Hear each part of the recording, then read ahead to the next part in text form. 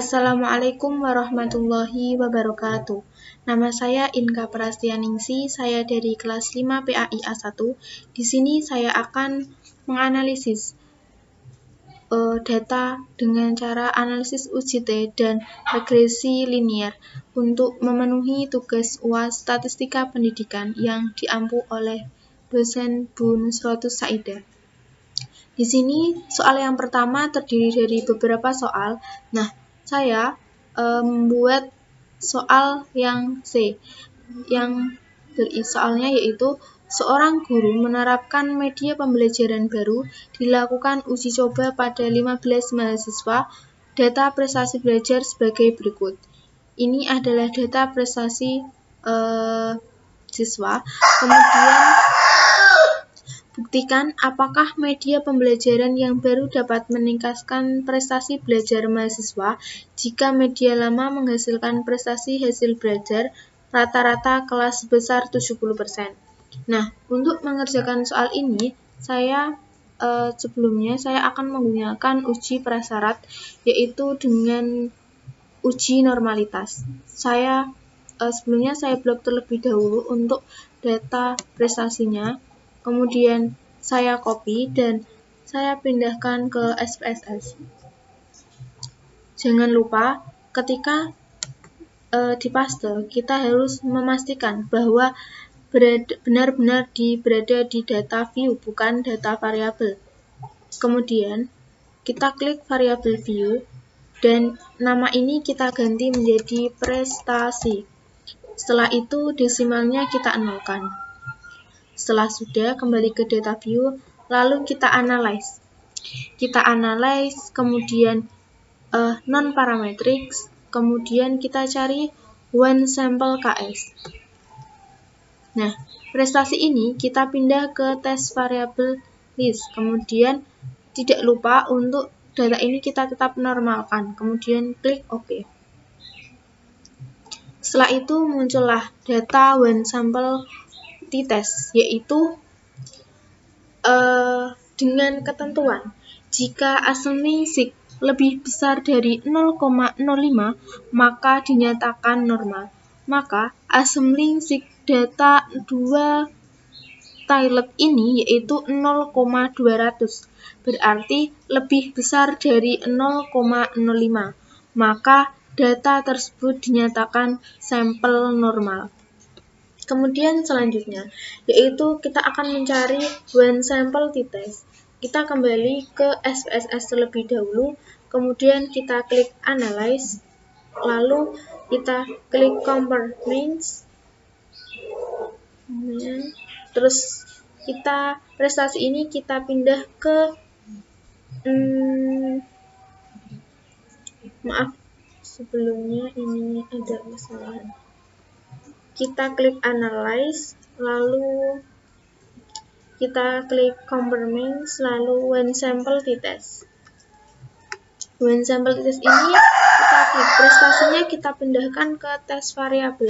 Lalu tes value-nya kita ganti menjadi 70. Klik option, tetap 95%, continue, lalu klik OK. Nah, data ini sudah muncul, yaitu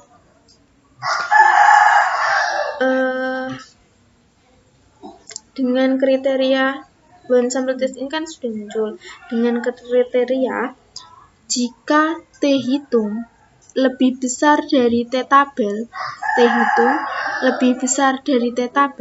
maka H0 ditolak. Nah, dapat kita lihat bahwa T hitung 1,505 lebih kecil dari 2,145, maka H0 diterima. Jadi tidak ada terdapat perbedaan rata-rata atas penggunaan media pembelajaran baru dan lama. Media pembelajaran baru tidak dapat meningkatkan prestasi belajar siswa. Selanjutnya yaitu soal yang kedua, menentukan uji prasyarat data dengan data di atas untuk memenuhi analisis regresi linearitas, multikolonialitas, homosedasitas, dan autokorelasi. Dan yang kedua, apakah ada pengaruh yang signifikansi antara X1 dan X2 terhadap Y? Dan yang ketiga, berapa besar variabel independen mempengaruhi variabel dependen? Dan yang keempat, tentukan persamaan garis regresi dan bagaimana interpretasi hasil analisis dengan membaca persamaan garis regresi tersebut. Nah, yang pertama, sebelum kita membuat linearitas, saya akan membuat normalitasnya terlebih dahulu. Sebelumnya, saya blok semua datanya terlebih dahulu, kemudian kita copy dan kita paste ke SPSS. Nah, ini saya membuat data baru. Nah, ini seperti tadi kita paste di data view, kemudian saya klik variabel view. Nama ini saya ganti menjadi X1, X2, dan Y. Untuk desimalnya, jangan lupa untuk dinolkan. Kemudian kita klik analyze. Nah, setelah itu kita klik regresi linear. Nah, untuk dependennya ini kita isi dengan Y, dan X1 dan X2 kita taruh di independen. Setelah itu kita klik save, kemudian kita klik residual unstandardized ini kita klik. Nah, kemudian kita klik continue lalu OK. Nah, kini kita membuka lagi ke outputnya, output datanya. Nah, kan di sini sudah diketahui res 1. Kemudian res 1 ini kita analyze dengan cara analyze, kemudian klik non parametric, terus kemudian one sample KS. Setelah sudah, ini yang kita pindahkan ke tes variabilis, yaitu unstandardized residual R res 1. Kemudian kita klik ini, tes distributionnya harus normal ya. Klik OK.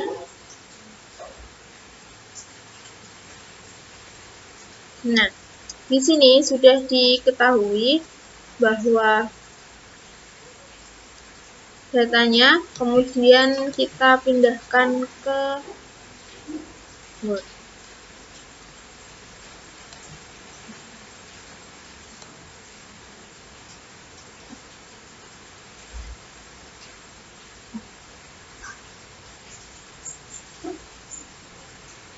Setelah itu,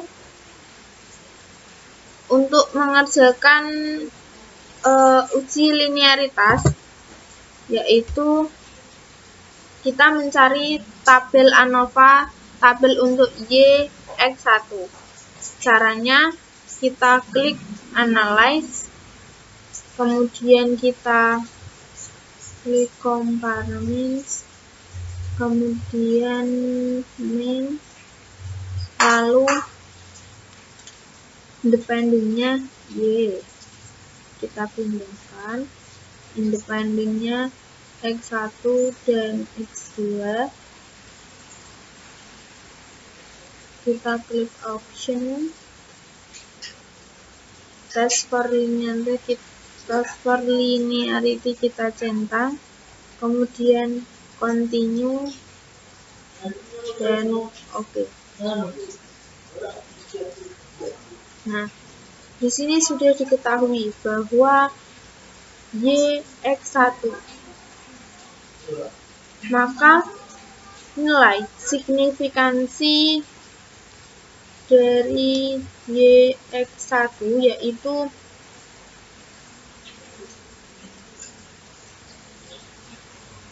0,194 dinyatakan lebih besar dari 0,05, maka dinyatakan linier.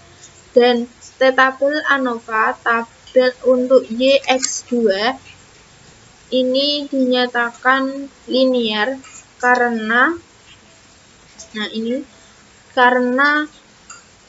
nilai signifikansi dua Tailed ini 0,67 lebih besar dari 0,65, maka dinyatakan linier. Untuk melanjutkan analisis regresi linier yaitu homosidasitas. Nah, di sini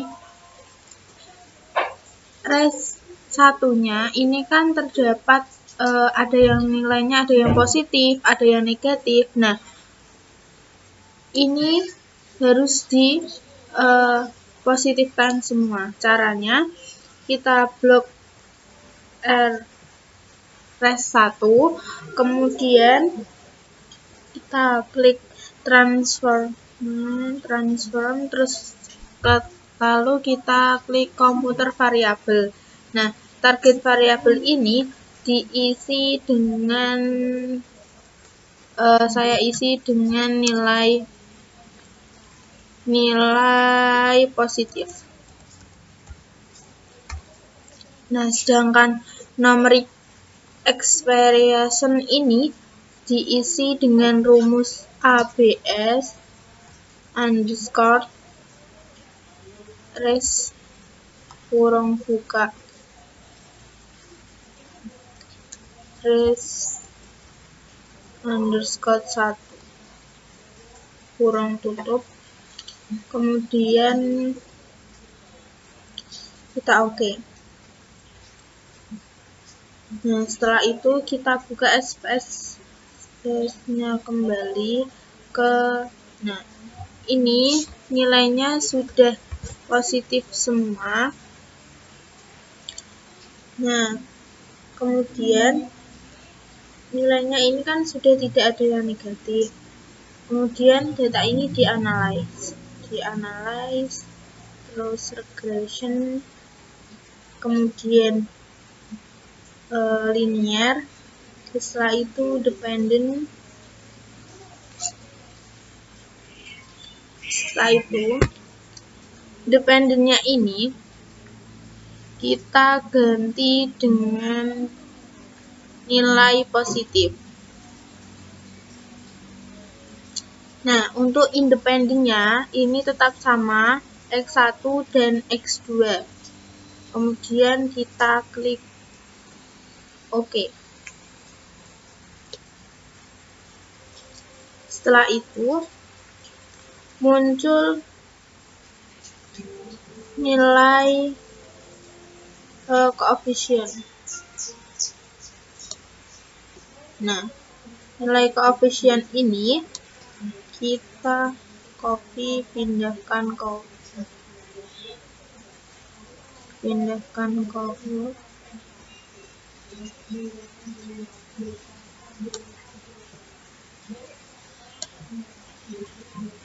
Nah, untuk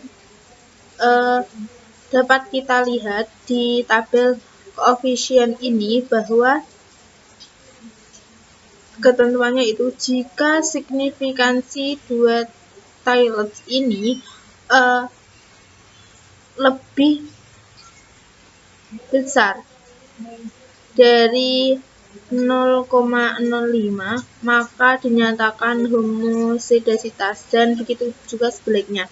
Maka variabel X1 ini signifikansi dua Tailed ini berjumlah 0,862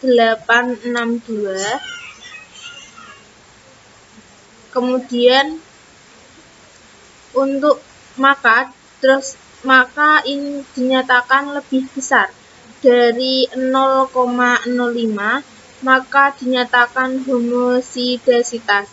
Dan variabel independen X2 ini berjumlah 0,653, yaitu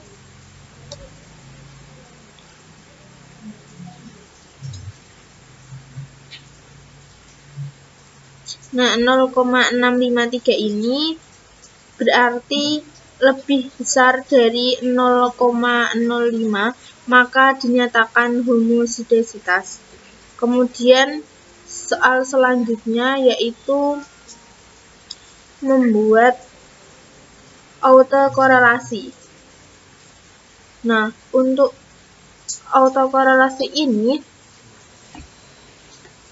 kita kembali ke SPSS terlebih dahulu. Kemudian kita klik analyze. Kita klik analyze, kemudian regression dan linear. Nah, untuk dependennya ini kita ganti dengan Y.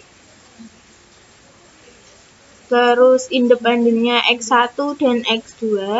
Lalu kita klik statistik. Kemudian kita klik derivation continue. Oke.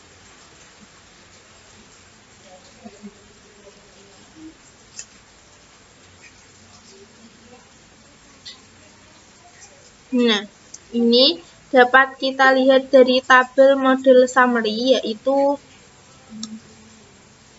kita copy.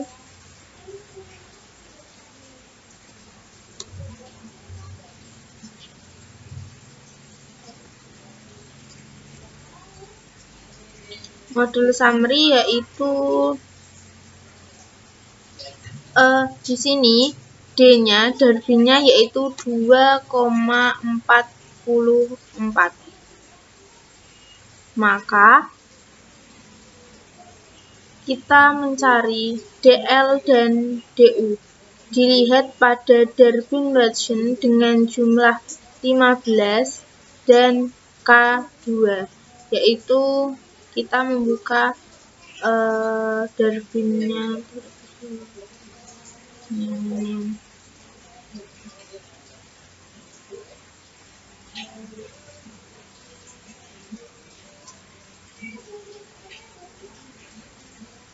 Nah, di sini kita lihat bahwa K-nya yaitu terdapat 0,945 dan DU-nya yaitu 1,5432.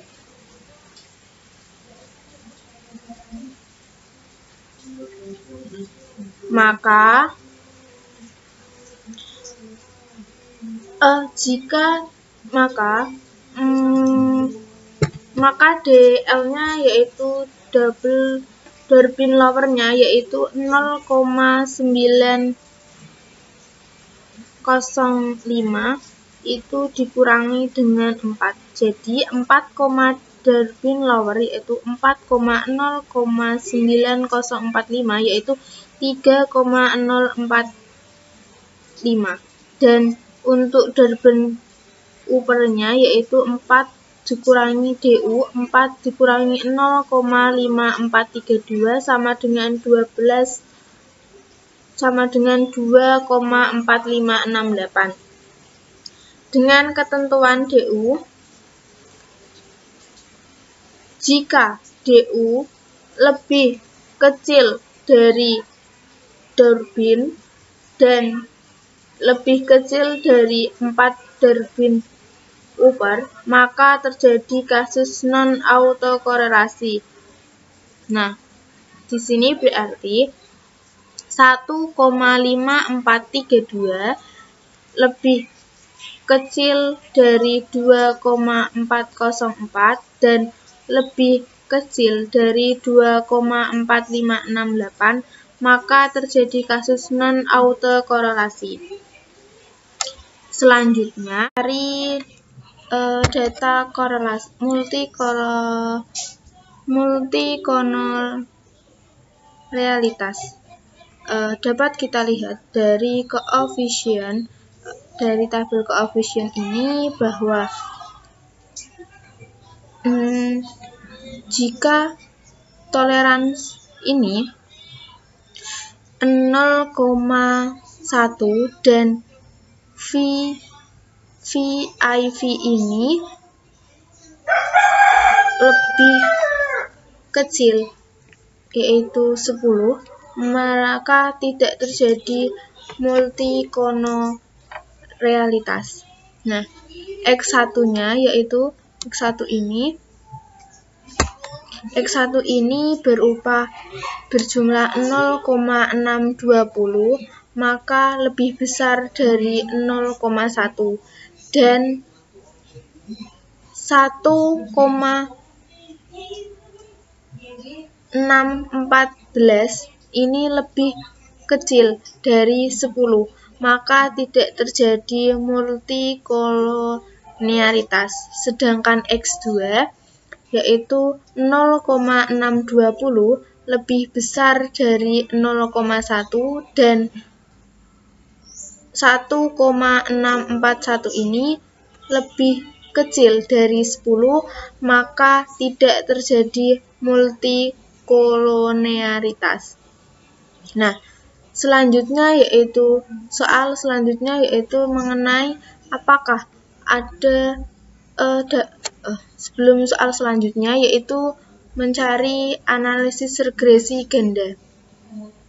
Analisis regresi ganda ini juga dilihat dari koefisiennya juga, tapi ini dilihat dari T parsialnya dan signifikansinya, yaitu T parsial. Apakah ada pengaruh yang signifikansi antara X1 dan X2 terhadap Y secara terpisah?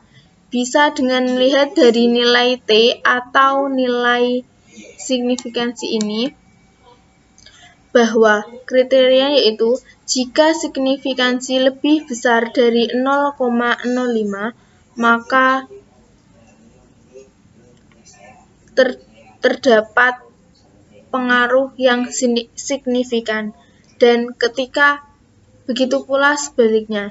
Nah, di sini bisa kita lihat X1-nya yaitu signifikansinya yaitu 0,00, maka lebih kecil dari 0,05, maka X1 terhadap Y tidak terdapat pengaruh yang signifikan, dan X2-nya yaitu 0,514 lebih besar dari 0,05, maka X2 terhadap Y terdapat pengaruh yang signifikan.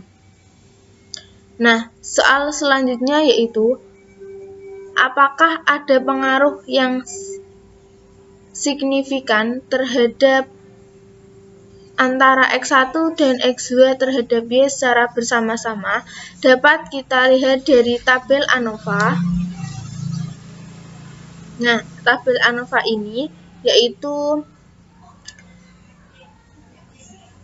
dengan ketentuan jika signifikansi lebih kecil dari 0,05, maka dikatakan variabel independen, atau X1 dan X2 secara bersama terhadap Y variabel, maka F simultannya yaitu 0,05 ini, signifikansi 0,05 ini lebih kecil dari 0,05, maka dikatakan X1 dan X2 secara bersama-sama terhadap Y secara signifikan. Kemudian soal selanjutnya yaitu tentukan persamaan garis regresi dan bagaimana interpretasi hasil analisis Sebelumnya soal itu ada soal berapa besar variabel independen yang mempengaruhi variabel dependen. Dapat kita lihat dari model summary-nya ini bahwa R square yaitu 0,796 sama dengan 79,6.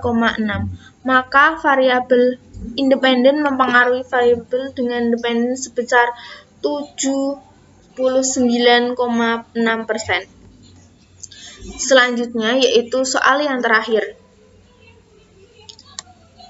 Soal yang terakhir dapat kita lihat dari koefisiennya, yaitu soalnya tentukan persamaan garis regresi dan bagaimana interpretasi hasil analisis dengan membaca persamaan garis regresi tersebut.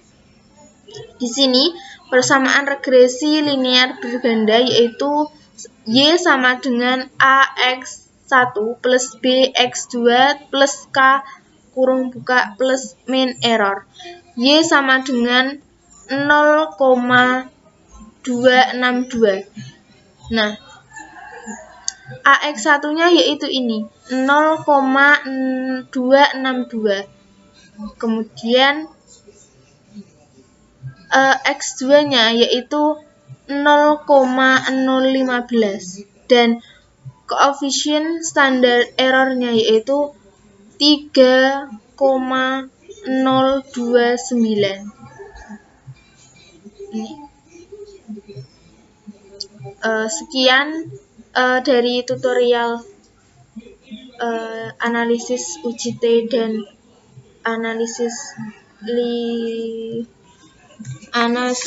UJT dan analisis regresi linear yang dapat saya sampaikan. Semoga bermanfaat. Wassalamualaikum warahmatullahi wabarakatuh.